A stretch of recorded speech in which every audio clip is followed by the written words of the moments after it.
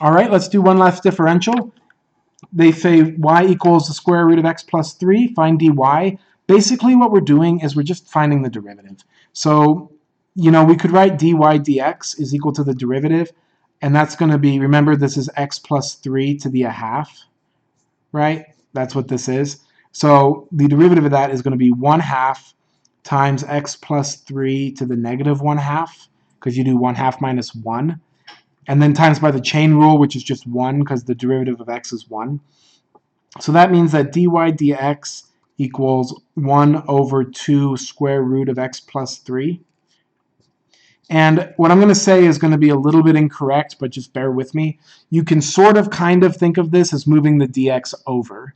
All right, and so it's dy equals 1 over 2 square root of x plus 3 dx. And that's your differential right there.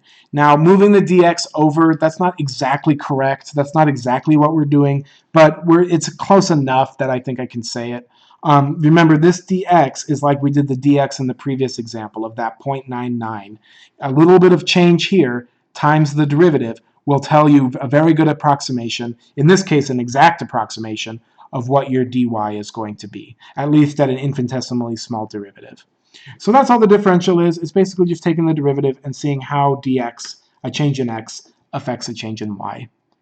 I hope you enjoyed this section on differentials. I really like this example right here of how you can do some really cool math with just some simple adding, subtracting, multiplying, and dividing. Let's wrap up the last section in this chapter, and then we'll be done with this chapter.